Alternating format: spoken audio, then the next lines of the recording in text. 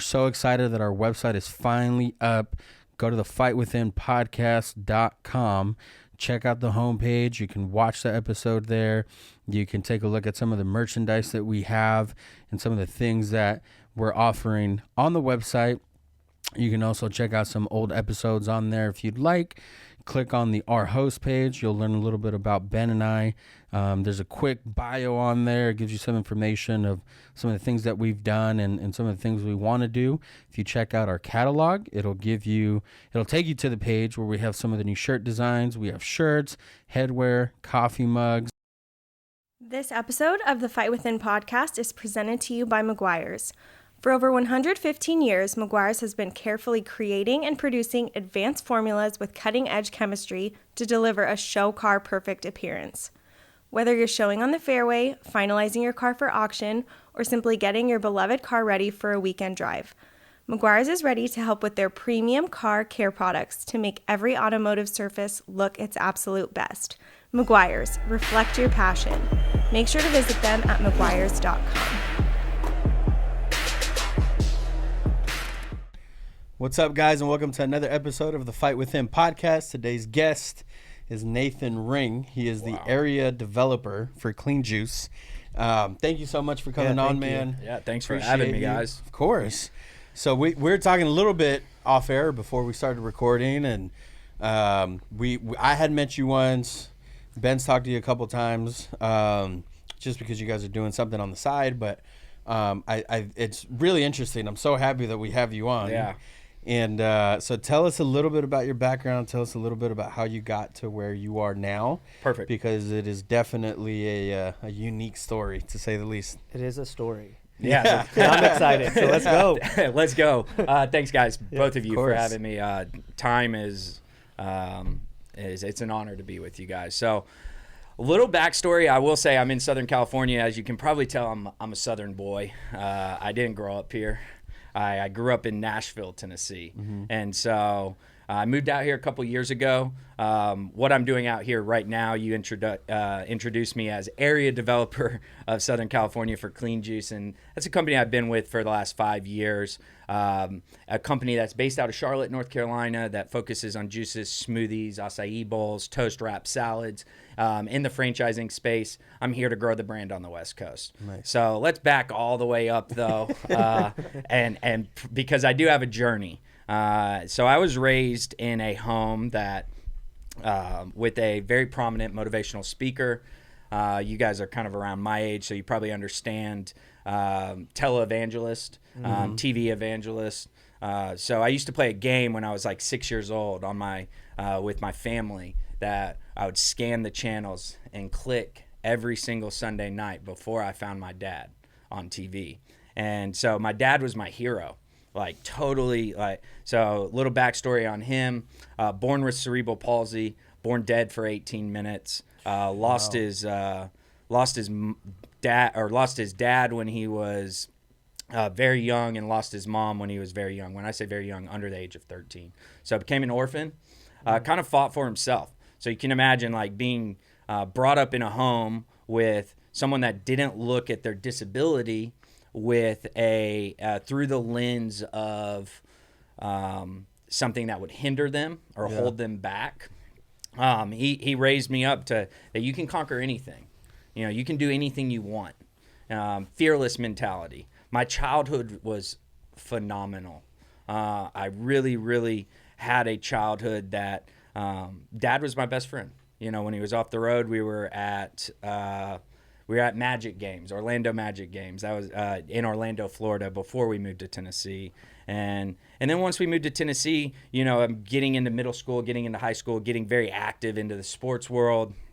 But still, like, to my friends, my dad was their hero too. Mm-hmm. If you met him, if he walked in this door right now, he'd walk with a little gait. You'd probably think he had a stroke. Mm. So when you think of cerebral palsy people, you traditionally you think of wheelchair. Mm-hmm. That's what I was thinking. You know, like to where he used to tell this story, and I'll get into this just because part of this, guys, is focusing on the man that he was. Mm-hmm. and the impact that he left on my life. I'm sitting here because of him, and so He used to tell this story that actually got told on national television. And then the CEO of Delta called him the next day. But he showed up at the Detroit airport, early 80s, and they wrote mentally retarded on his boarding pass. Mm-hmm. And so this was when you like would walk up to the counter, buy your ticket, be like, where are you flying today? Buy your ticket. And they wrote mentally retarded. He's like, well, I didn't feel mentally retarded today. My brain is sharp. But that was the stigmatism against handicapped people. Yeah. And so Dad was normal. To me, he sounds like you guys sound. So I went to Auburn University. I finished up, my middle school, high school in Nashville, and then went to Auburn University, big SEC school. Yeah. Cam Newton won the national championship my senior year, so War Eagle, to all that. And then coming out of that, I started working for my dad.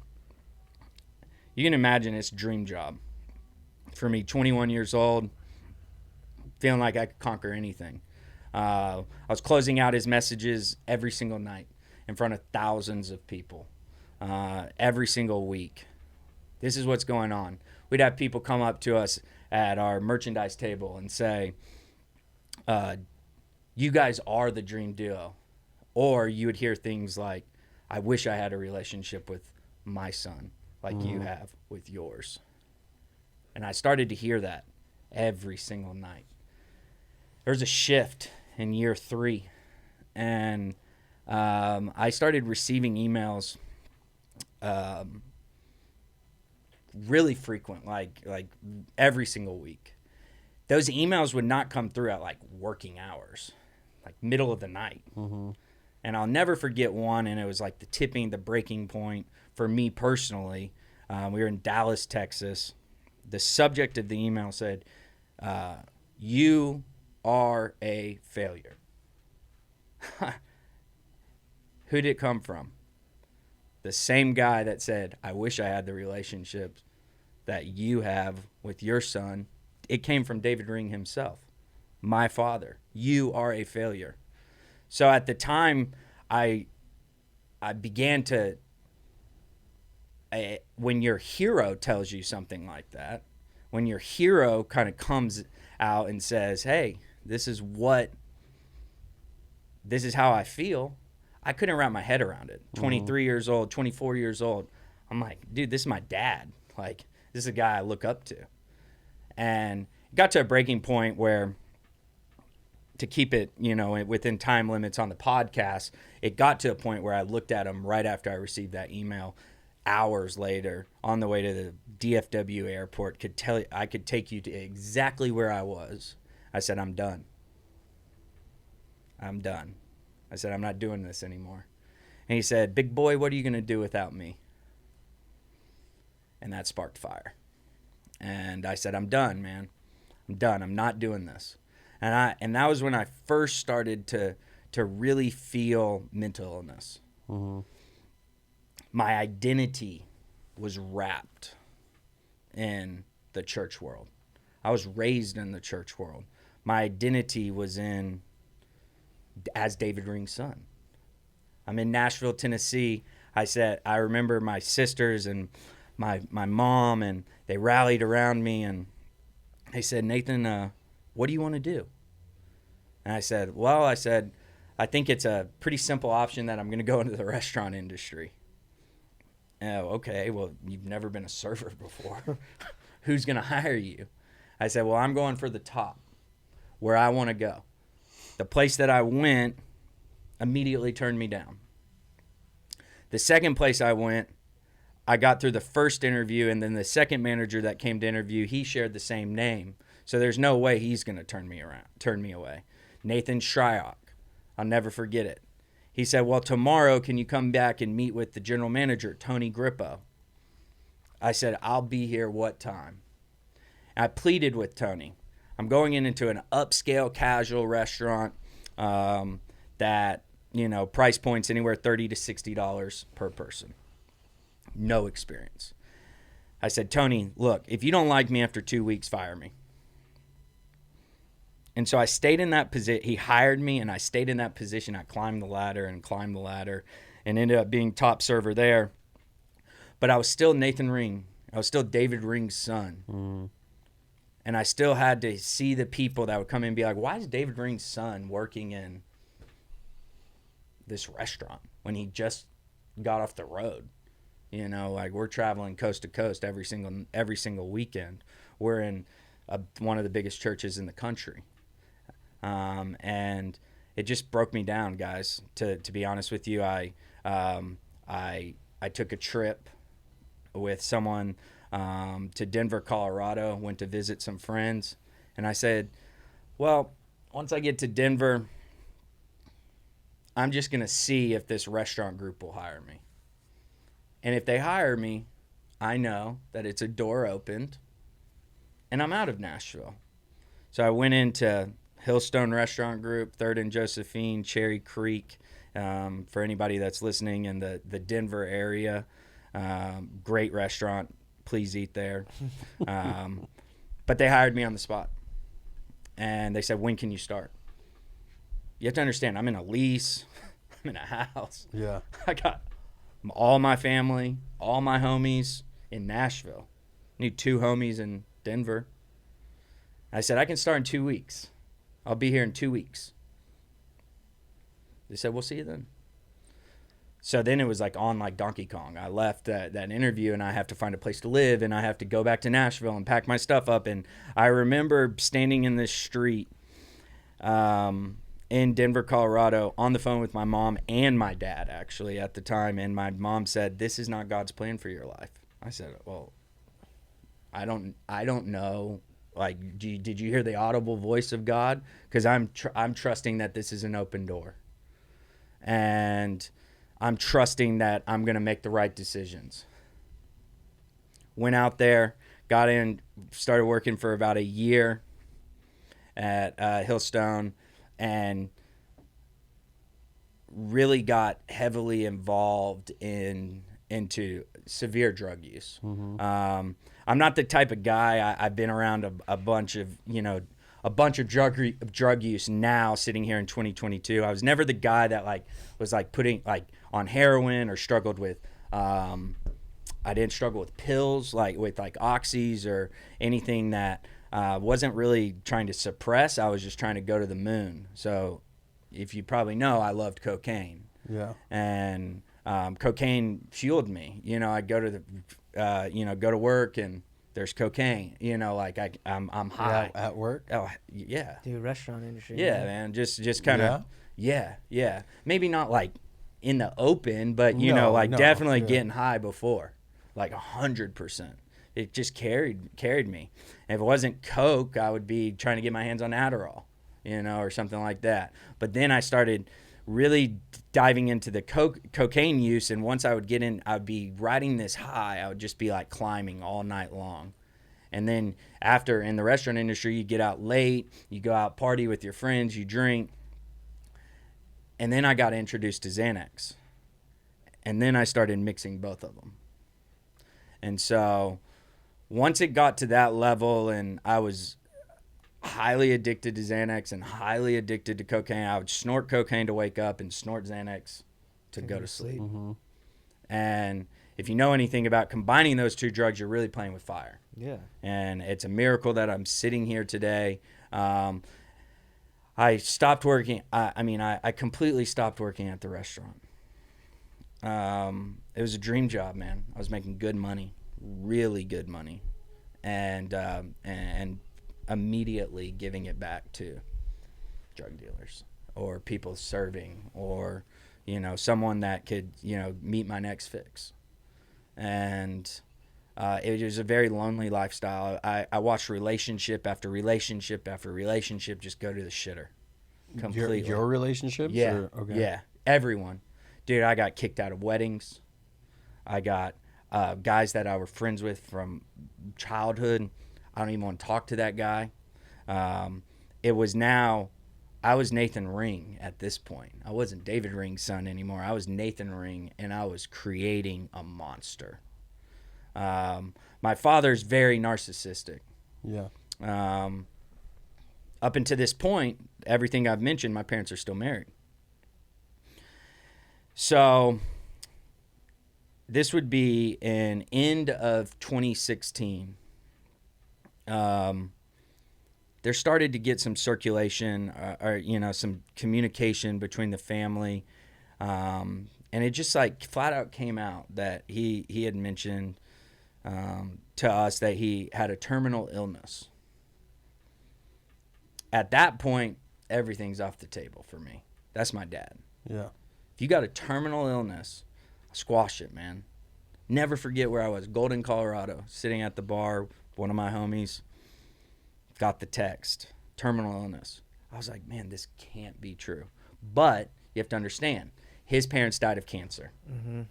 That type of stuff. The way cancer, to my knowledge, not an expert on it, but it's, runs in the family. So I'm thinking, well, maybe it is true. So one thing leads to another, as a true narcissist would do, all a lie.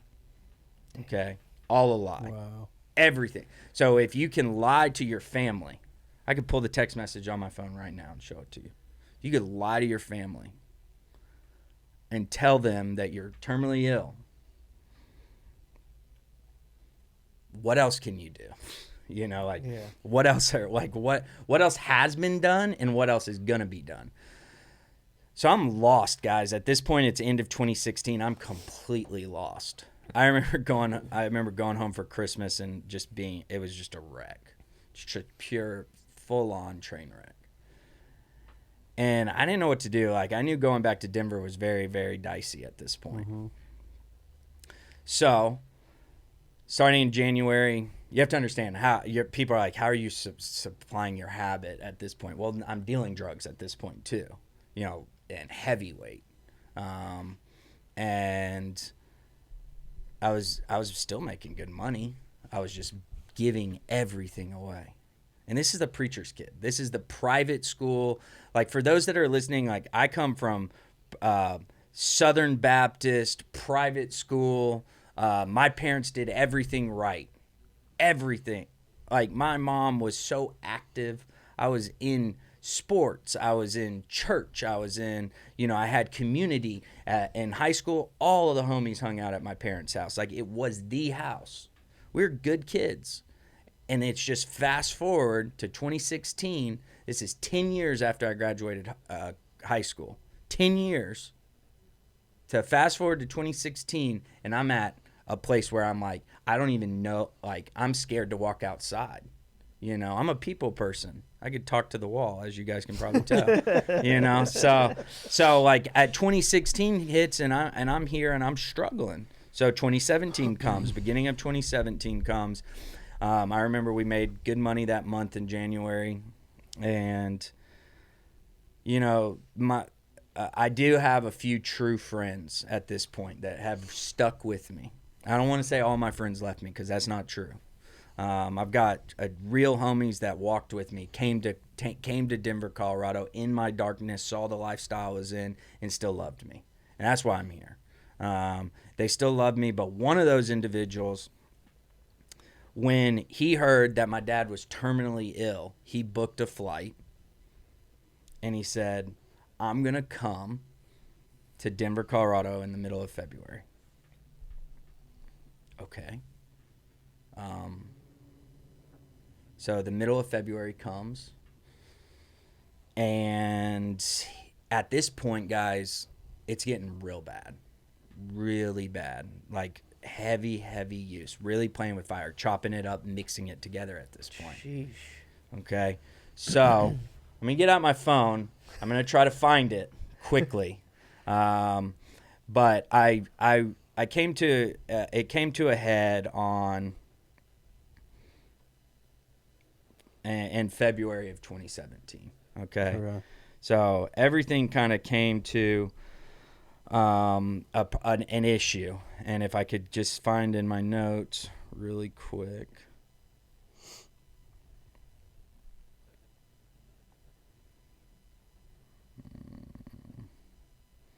You guys can probably cut this one out. Let me just find this, because I'm not gonna edit anything. Okay, it's part of it. We like the unedited. You guys like that? Okay.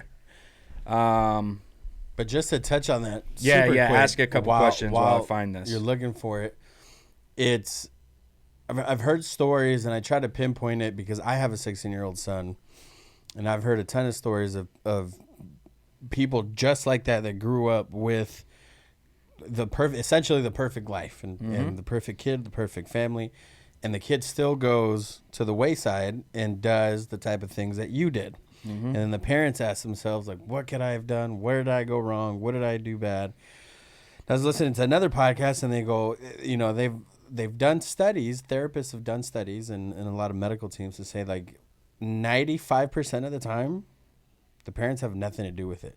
Yeah. Like, as much as you think, like, oh, yeah, I'm going to raise them the right way, I'm going to build a strong foundation, they are still being influenced by they have a lot of outside influences, whether it's TV shows that they're watching, music that they're listening to. Well, and Nathan said mental illness is a thing. But for him, though, he's already alluded to it, what his dad did to him. Like, that's enough, even though you had an upbringing. 100%. Yeah. Like, you've met my dad. I'm super tight with my dad. So it's like, if my dad would have sent me an email like that, well, one, I was a little different back then. I would have punched him in his face first. And then he probably would have beat my ass. Yeah. But the second, but the component of that, having, my dad's like he's like my hero, Like, I love my dad. He's given me the life I have. Right. But for him to send me an email like that, I would have snapped. For sure. So there's key. I think there's, like you said, parents can do 100% right or 95% right, but there's certain things where I think push buttons or activate buttons inside of somebody that you didn't even think could be activated. Which that's crazy, man. The brain is crazy. Emotions can take over. Well, because the kids are still developing. You're still, I would say, a lot of times you're still kind of figuring out who you are, what your identity is. Yeah. Who the type of things that you like. A lot of people, like I've said it before on past episodes, like I don't truly know what, like, my passion is or my calling. Like, why am I here on earth? Like, I can't sit here and have a real conversation and tell you, like, yep, this is what I'm on earth here. Like, this is what I got put here to do. Like, I don't know that. And so I think we have to be very careful, especially as parents. Because it says in the Bible, like, the power that your tongue has. Yeah. Like, you instead of talking crap, and I'm mess around sometimes with my son. Yeah. I'm like, oh, well, you didn't want it bad enough, and it's like I gotta stop saying that. Like, I gotta stop. Well, there's ways. I almost have to check it. myself. Well, I think for me, and I found it, but for me, like, to allude to that is, like, I don't blame my dad. Like, I'm not I'm not mad at him. Guys, I've gone through so much therapy over this and I highly recommend solid therapy if you're going through mental illness, or if you struggle with it, or if you just need an outlet to talk to someone. Trust me, you're just a phone call away. Set it up and do it. But I'm not mad at him because he did provide.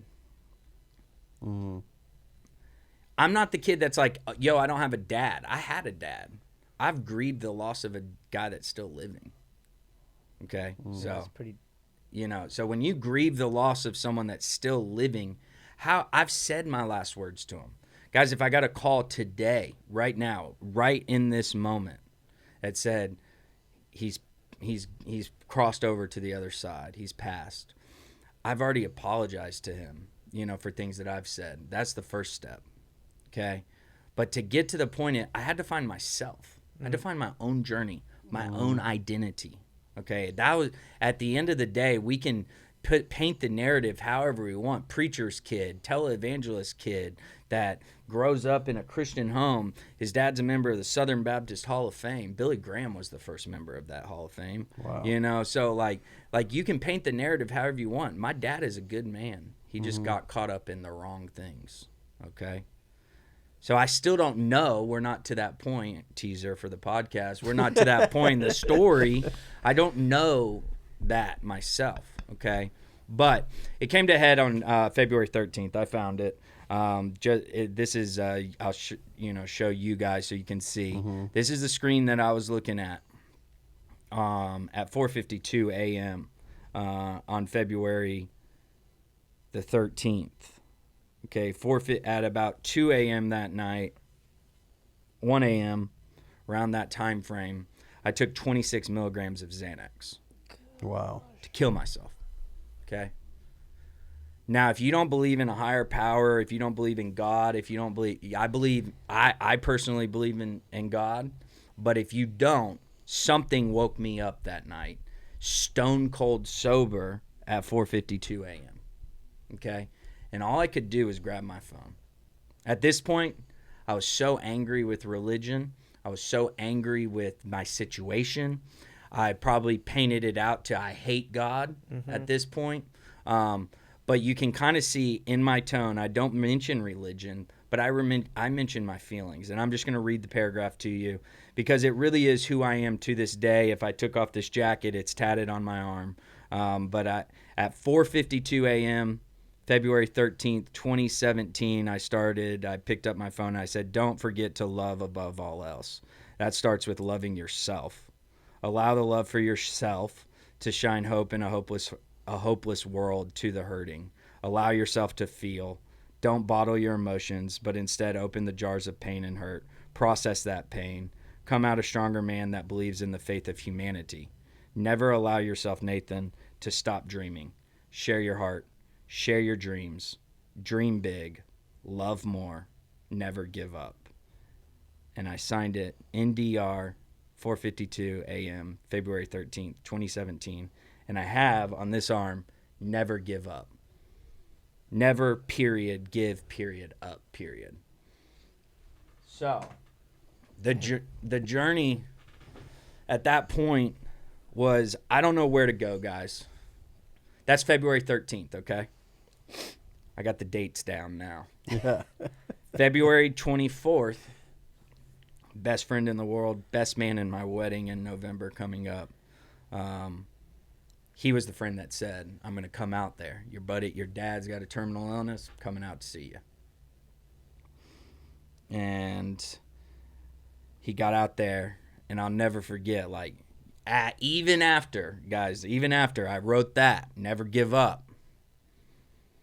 I remember sending the text, be like, I've secured the bags for the weekend for myself, but we're going to party tonight. One thing leads to another. He goes through some life circumstances, and it just gets to a point where he looked at me and he's like, dude, you're going to die. Like, you are going to die. He doesn't know about February 13th at this point. He's like, you're going to die, and I'm not going to let you. And he looked at me and said, you need to turn to Jesus. This guy doesn't believe in Jesus. This guy's not a believer. I felt like I heard the audible voice of God through someone else. Like, I felt like I had my Moses moment, the burning bush. It's like, wake up. Wake up. Yeah. I felt that. I said, you're right. I said, dude, I don't even know where to turn. Like, I don't know which way or another. And he said, okay, well, I'm going to give you an option. You're either going to come to San Francisco with me. I'm going to give you 1 month to decide. If you have not decided in 1 month where you're going to live, you're not living here. And if you haven't decided in 1 month, then I'm going to fly down there. I'm going to drive your 4Runner to San Francisco, and we're going to figure it out together. Those people are the friends that you need in your corner that will remove you from the rubbish, and remove you from situations and say, hey, I'm not going to send you to rehab. You don't need to go to rehab right now at this point. He was like, I don't think that's for a lot of people, but that's not, I know what you need. You need purpose. You need purpose. You're not doing anything. You need purpose. So one thing leads to another, and I kid you not. So at this time, I have no voice of guidance except one person. That's him. I'm not really talking to my family about a whole lot of decisions at this point. There's so much going on in Nashville, Tennessee at that time with my dad. He's caught up with prostitutes. He's been arrested multiple times at that point. He's been sleeping with prostitutes. He's bringing prostitutes on the road with him. And at that point, I truly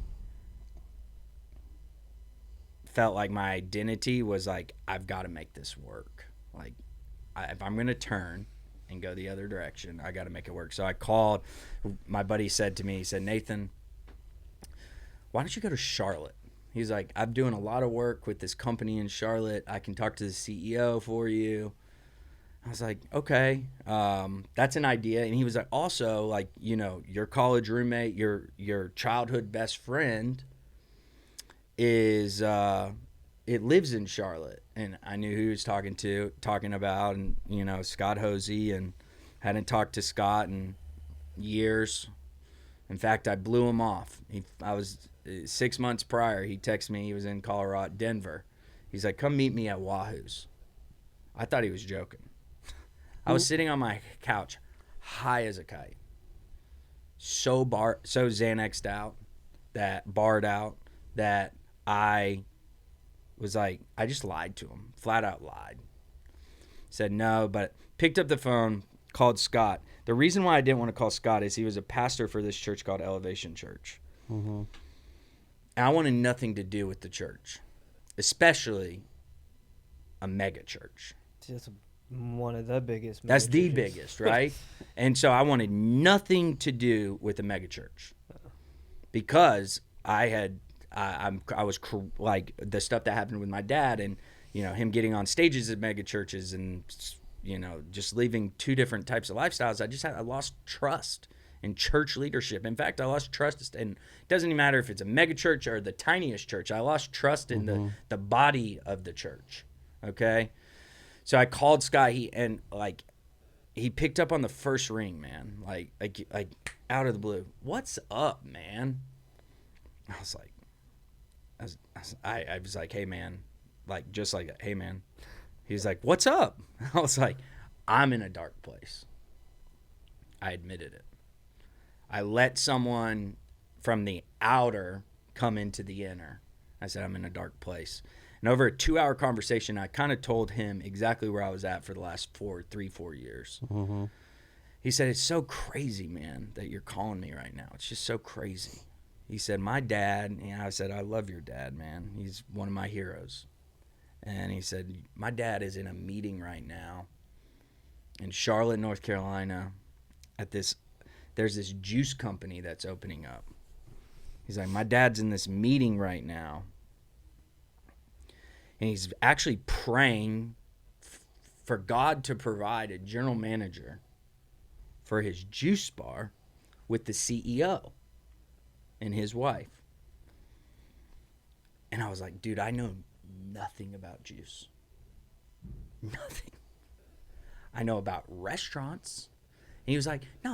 He was like, just talk to him tomorrow. I was like, all right. I guess I'm talking to him tomorrow. That's the last thing I heard from Scott. And then I get on the phone with Mike, his father, at Sloan's Lake in Denver, Colorado, on the outskirts on the west side of town. There's this lake. And I used to go there all the time because it would help me collect my thoughts in this big loop, and I would just walk it. Nothing crazy.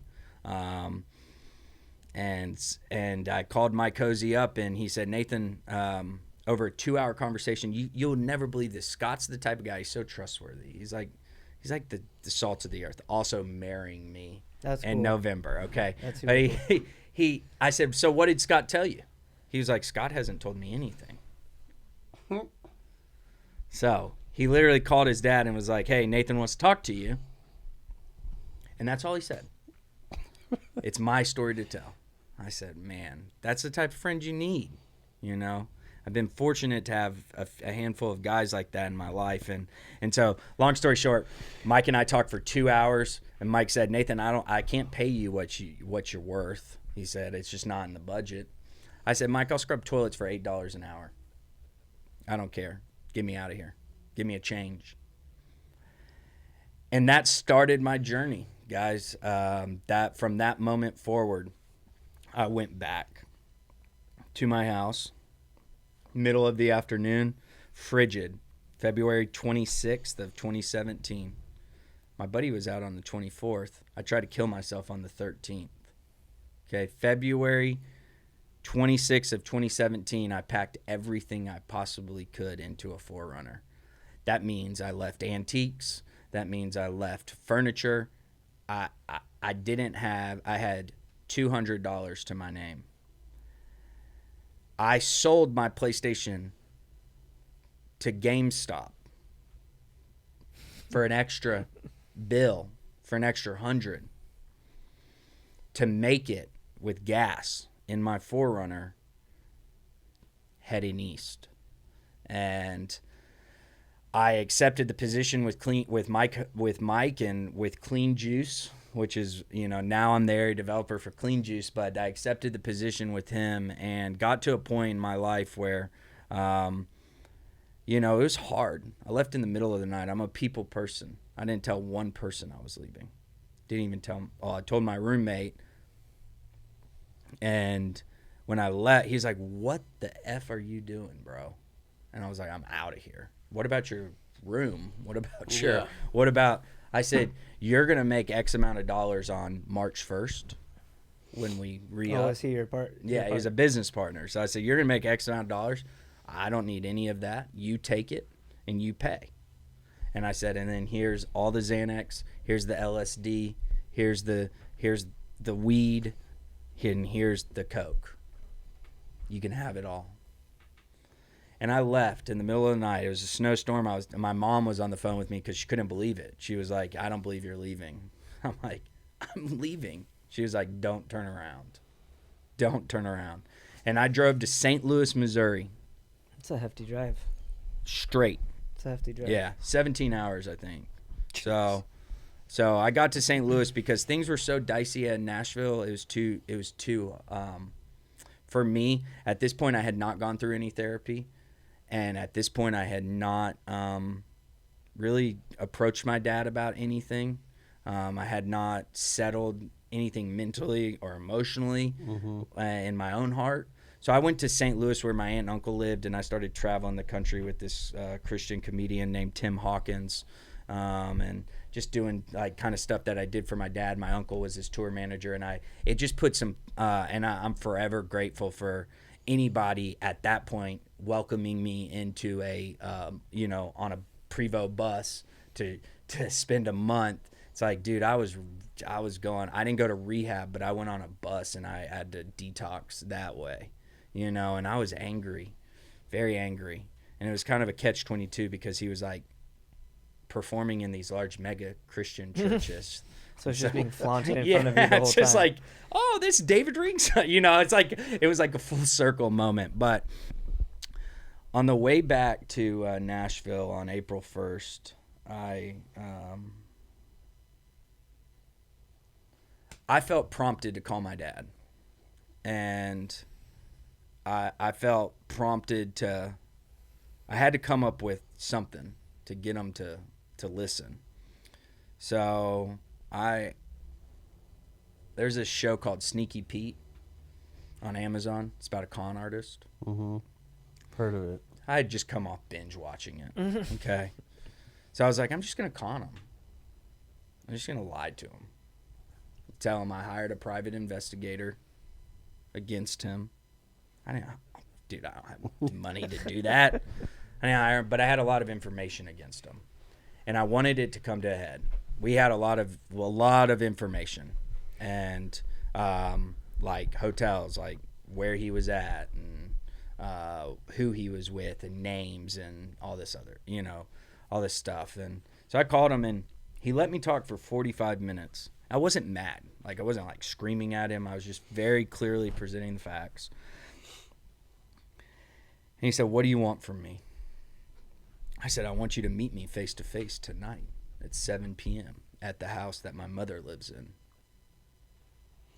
And I want my family to be there." And so we pulled him into that meeting, and we had a nice discussion. Not really, but it went crazy, but it led to, the future of, my parents getting divorced.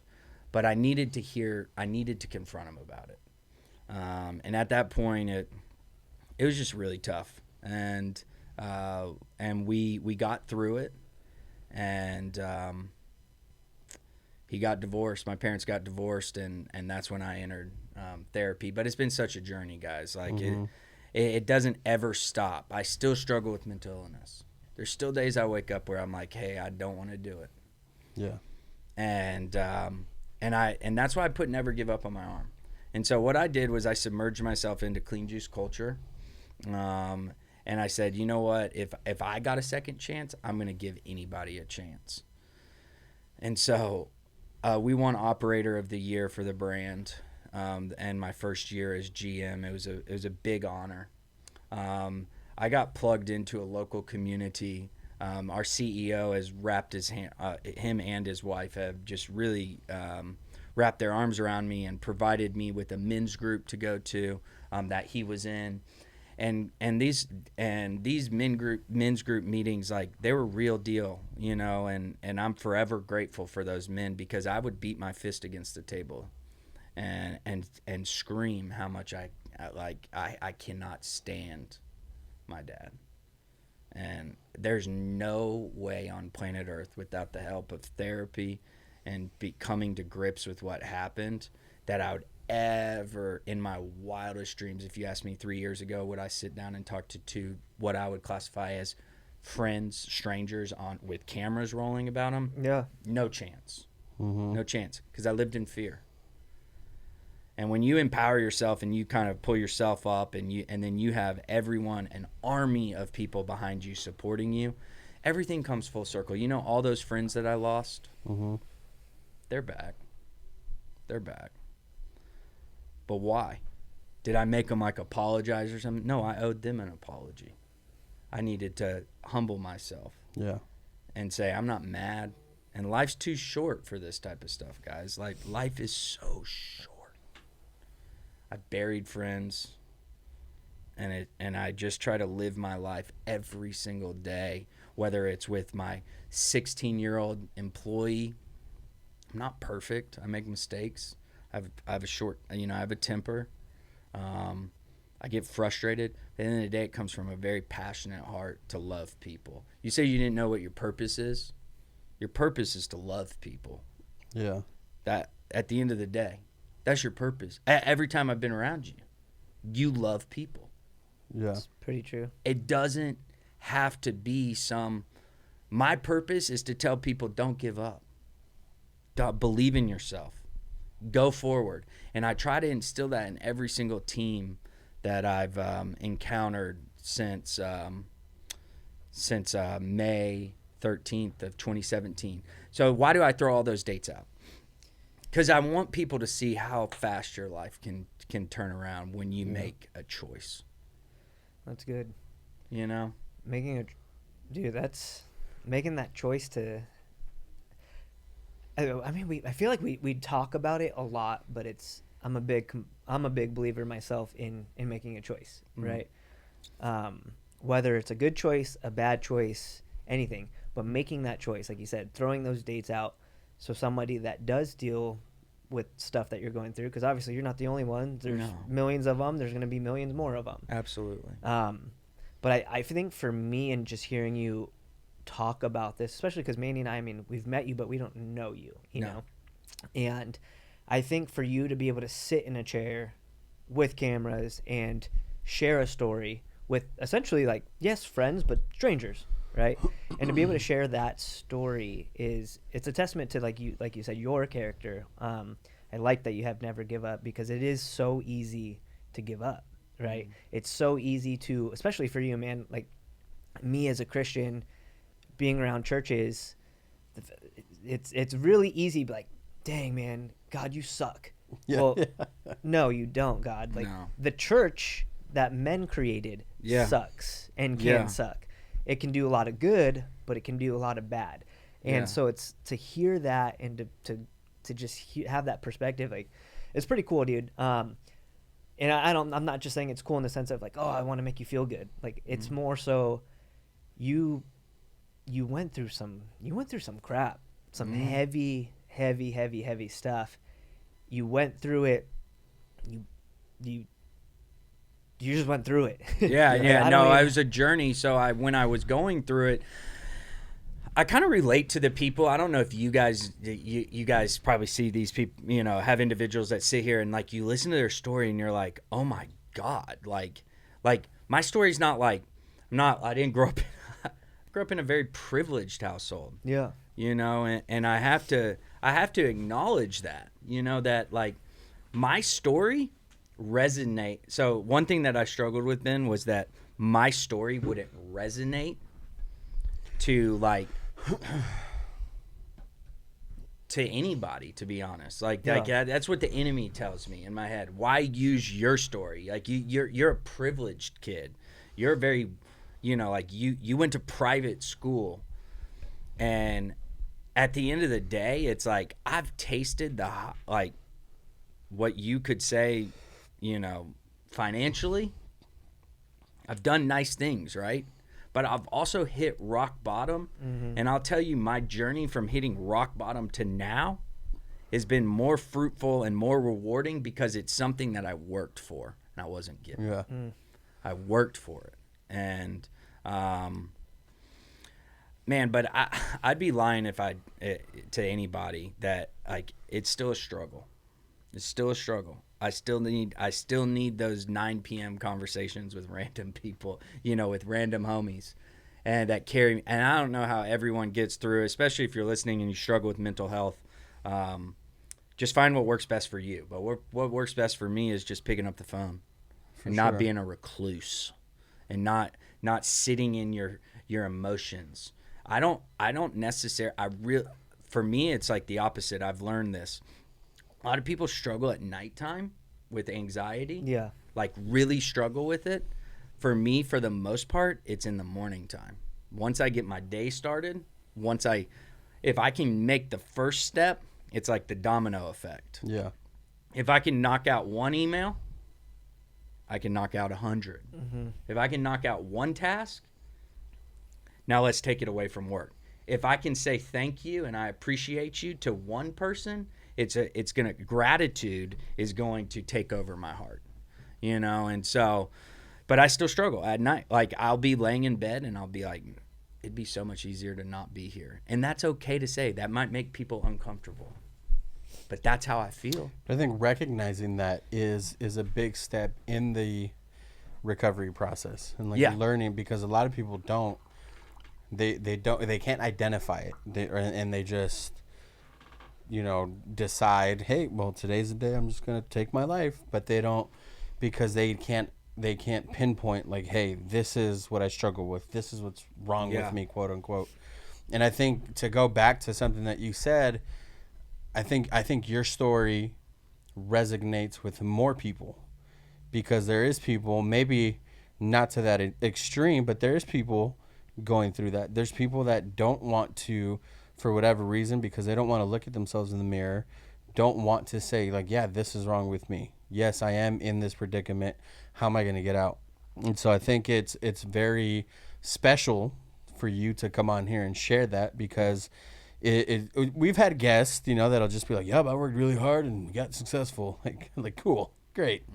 But they don't go into detail about it. So for you to be able to identify like the details that you went through and then identify what you needed to do to fix that, because there's always more levels. Like we were talking to Mike, our past guest, and he's like, yeah, I'm a black belt, these guys are black belts, but there's levels to this. Like there's levels to that black belt. And so I think in the other sense, coming from a place that where you want to fix yourself, like saying like, I still struggle, like there's levels to getting better.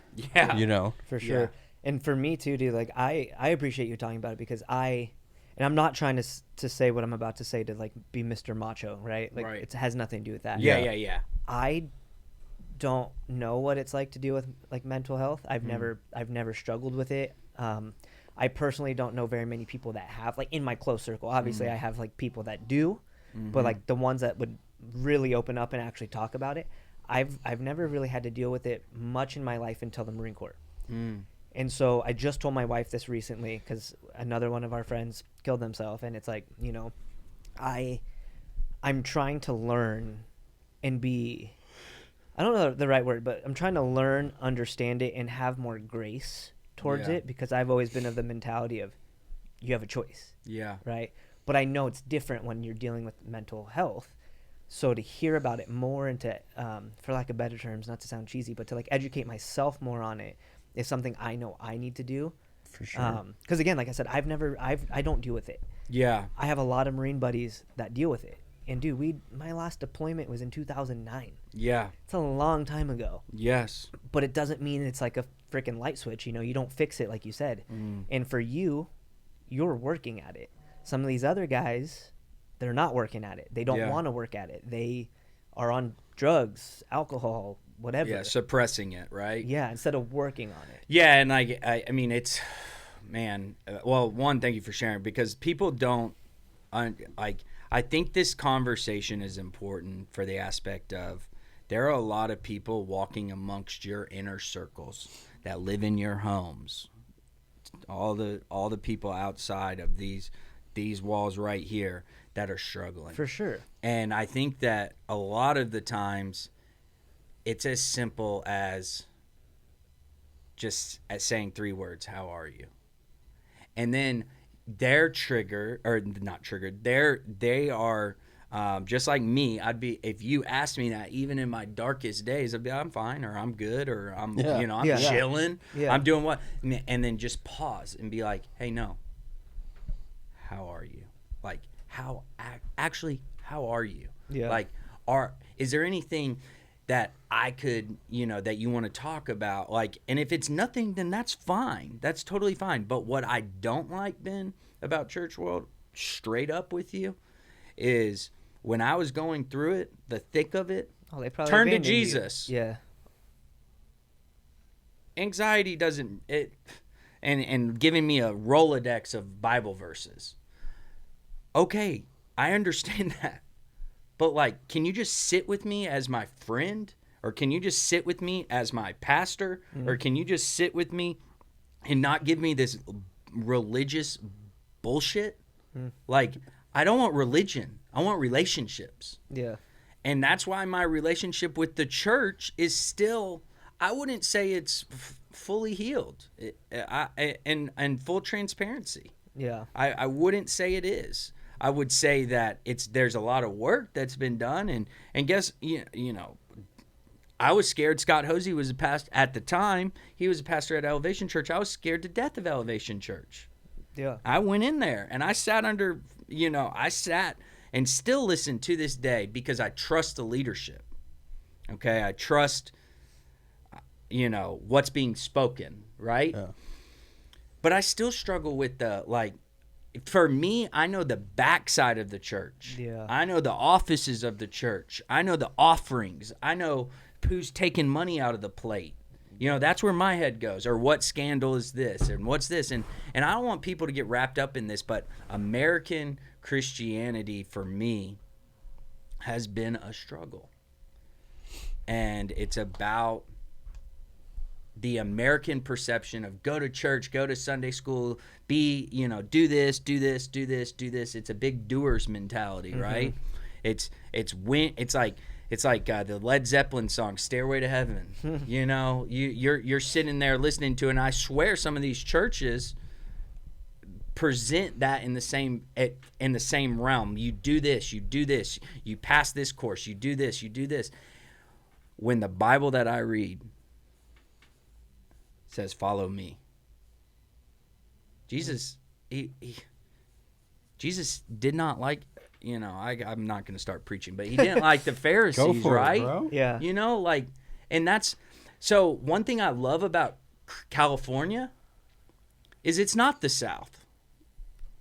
In what regards? He's talking about like the Southern Church. Baptist Church and Church. Yeah. Church is Sunday. It's a part of the culture. Yeah. It's not about going to church. If you don't go to church on Sunday, dude, we'd be so hungover on Sunday morning in college, but you're in church. Yeah. You're in church because you need to be seen in church. Yeah. It's like, and so, and that's where, like, that kind of got me to where I'm at. Like, it's like, wait a second. I was in all these churches and nothing changed. I didn't become more spiritual. I didn't feel any different. until I started working on the actual relationship. So instead of following all these practices and this religious, following religion, it was the relationship. And that's so cliche to say, but if you really see that and you really live from that in that heart, you find grace for things that you wouldn't find grace true. for. You say it's cheesy, but it's definitely true. Like I alluded to it a couple episodes ago. Like I used to hate being like a baby Christian because I didn't get saved until I was 20, 21 years old. So for people to be like, oh, just leave it to God. Like what, how? Yeah. And the moment I started having relationships and people started showing me how, that's when my relationship with Christ grew. Yes. Because now I wasn't trying to figure it out on my own or being like, okay, God, speak to me. Like, no, it was like, I'm going to sit here with Nathan. Nathan's going to show me how he did it. He's going to give me tips on how I could do it. Mm-hmm. And he's going to kind of help guide me. But that doesn't mean that you're going to hold my hand and walk me through the whole process. Yeah. It just says like, hey, this is how I did it. This is what worked for me. Try this out. Check this out. Dedicate more time to Christ. Get up and read your word. Like the last 5 or 6 days, because Ben had said something. And he's like, oh, yeah, I haven't gotten in the Bible. And I was like, man, I haven't. With my pastor. His pastor was here. Yeah. I haven't gotten on the Bible in years. Like I would go on my phone and do like the verse of Bible the day. app. Yeah. I'd be like, oh yeah, cool. I read a sentence. Like that's awesome. And that I would justify it just like that. So the last 4 days, every night, because I'm a night person. Me too. So every night I've been going and read. I started with Acts. I'm in Acts chapter 8. So tonight I got to read. Tonight I got to read chapter 8. And I'm actually physically opening up a Bible that my wife got me for Christmas that I hadn't opened up. So I was like, I have to do this. And I'm holding myself accountable because I want my kids to walk into my room and be like, oh, man, Dad's reading the Bible. Mm-hmm. I should do it in the morning when they're getting ready for school, but I'm not a morning person. Yeah. And I want them to see that. I don't want to just talk about it or tell them, hey, you guys need to be at church. Yeah. Like if I'm not willing to get up early and go to church and help get the kids ready, then why the hell should they go? It's not a sacrifice at that point. No. But they have to see it. They have to see an example. Like my dad is on my ass. Yeah. He's getting up early. He's getting ready. And I don't like have my Sunday best on. Like I will literally wear this to church. That doesn't matter.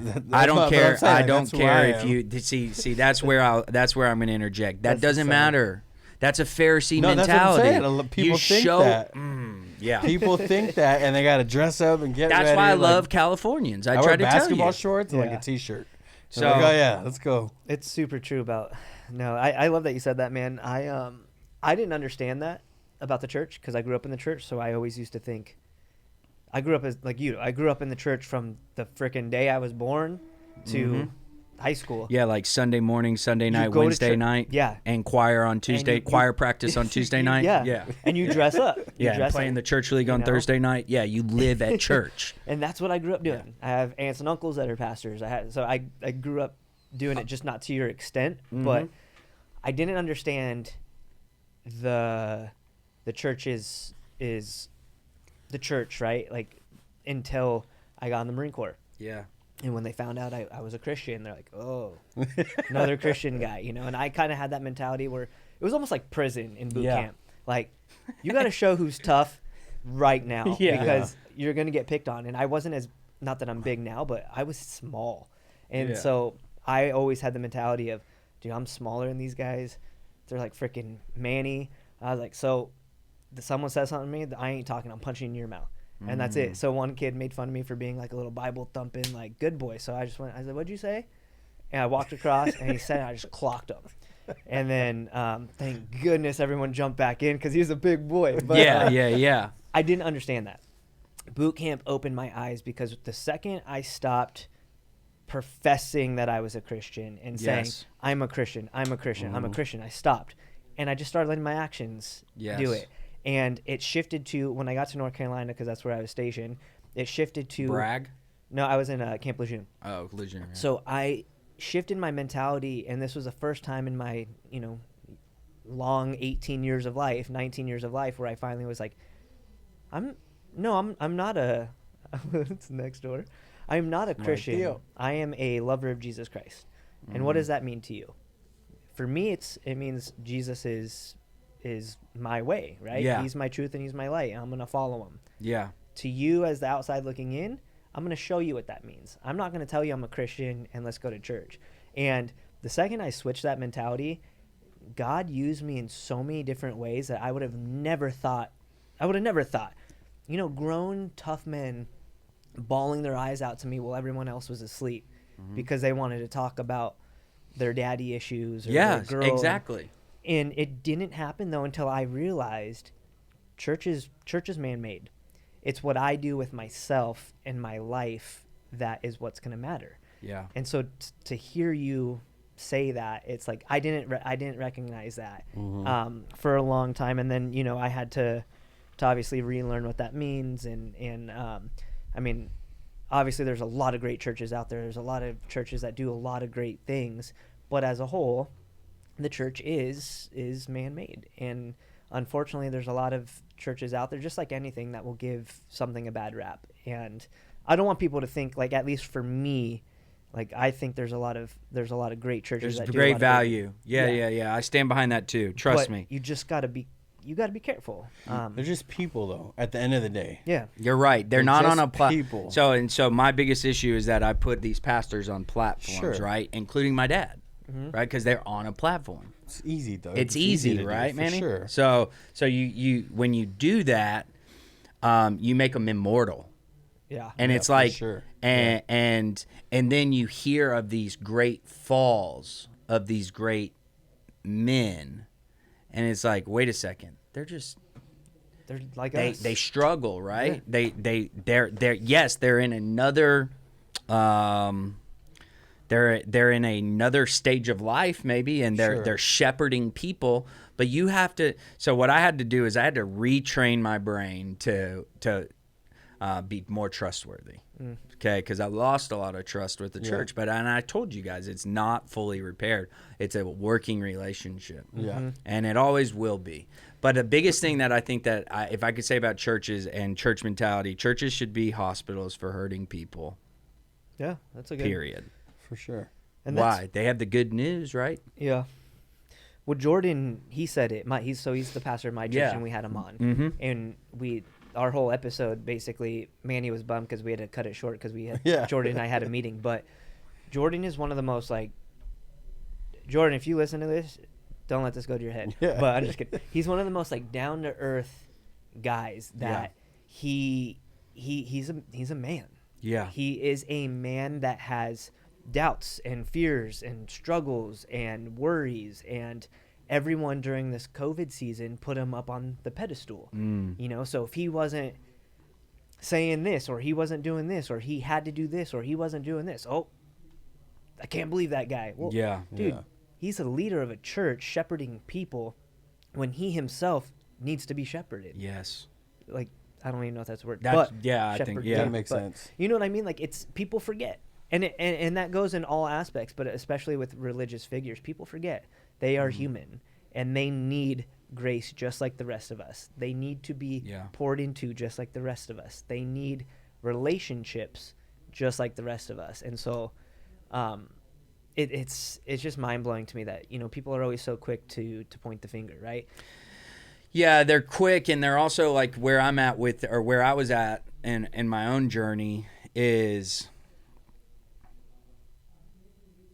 maybe it was self-inflicted on but like I held myself to this standard that I had to be perfect, and I couldn't talk about my shortcomings. And I think that's like something I've been really pondering recently about is, I think men, specifically men, struggle with shortcomings and really talking to their other friends about it. For sure. Or maybe not even their shortcomings. They just struggle. Like, they want the product to be complete, or we want the product to be complete. And then along the way, like when we're beat down and we're frustrated, we internalize it. And then when we internalize it, it gets shoved down. Yeah. And it gets shoved down, and then it gets shoved down, and it gets shoved down. And eventually you've got this, you know, this bomb right here, and then it's gonna blow up, and then it's gonna spew all of that suppressed feelings onto the people you love the most. For sure. And so it's going to come out on your family, and then it's going to come out on your children, and then it's going to come out on your coworkers, and then it's going to come out on your employees if you're a business owner, and then it's going to paint you in a negative light. So from the moment I'll go back to the Clean Juice story for a quick second. Sure. From the moment I walked into Clean Juice University, and they said, introduce yourself. This is from in front of our very small company at the time. We only had 3 open locations. Clean Juice has 200 locations now nationwide. That's in awesome. 5 years, God's hand has been upon our company. It's a faith-based company, but it's a faith-based company of real people, okay, with real stories and a real vision to change people's lives. Okay, so I went into this small company, but the CEO, his wife, at the time there was our director of development, our chief development officer, then there was a handful of people, probably 10 people in the room, plus franchise owners. They say, introduce yourself. I said, yes, and my name is Nathan Ring, and I'm 6 weeks sober off of a cocaine addiction. Good for you. And the mic the mic dropped it. Yeah. And our CEO said, dude, I did not know you could have been crazy. He said, and my first thought was like, who did Mike Hosey hire? Who is this guy? But that started the journey, man. I'm telling you, the more you're honest, the more you're transparent with people, the more you tell people, because now I live in this mindset of, if you don't like me, you don't like me. That's okay. But I'm at least going to be transparent. You're going to get the real Nathan. Yeah. So I tell 16-year-olds, 15-year-olds that I hired them. When I hired them in Davidson, North Carolina, I started telling my story, why I do this, why I believe in what I do, what I've been through. They got the rawest version, and it's just kind of continued every step of the way. And it's like, I do it, Manny, because I love people. Yeah. I do it. I tell them the realness because I love people. And in return, you'd be amazed with the things that have been told to me that I'm not going to share. You just be amazed what people walk through if you're just honest with them. If you just say, hey, look, I'm having the worst week of my life, Nathan. I'm going through this, and this. And it's like, all it takes is looking someone square in the eyes and saying, I care about you, and this is what I've walked through. So that's game changing. It's life changing. Yeah. Sure. Yeah. Because the suppressed feelings analogy that I gave, that was me. Mm-hmm. That was me. So. Yeah. Well, anyway, my friend. Yeah. We're good. I appreciate you sharing it. Again, for me, it's something I need to constantly work on myself. Yeah. Just reach out to be more understanding, to have the ability to recognize things. But I definitely appreciate you sharing that story. That's why I was excited when you wanted to come on and share it, because I think your story will resonate with so many more people than you think it might. Yeah. And that I might think it might, or that Manny might think it might. For sure. But it's really cool of you, and it shows you as a man and your character and the ability for you to be able to just put pride and humility aside and just, hey, this is me. I think that's rad, and I appreciate you sharing it. Yeah. So. It makes me like you more. Oh, yeah. I appreciate it, man. So if you guys want to find me, Nathan Ring on Instagram, I'll give you my handle. If you're struggling with anything, I'm here. DM me. I'm right there with you. I'm in the struggle as well, and I'll continue to be there for the rest of my life. I like being in that, and I like how Manny said it. He said, you're never, for me, I think life, the way I'll take his analogy and make it a Nathan analogy is life's is full of mountaintops and valleys, and you're going to taste the mountaintop, but when you're on that next mountaintop, you're always looking at another one that you have to climb. And so even if you're 65 years old and you're like, man, I've lived a lot of life, well, someone's 80 years old that's lived longer than you, and they're on another mountaintop, and you're going to keep climbing, and you're just never going to give up. So Dang. Nice. I love it. All right. Well, man, appreciate you. Thank you. On that note, thank you guys for watching, and remember that everything was impossible until someone did it. That's right. Never give up.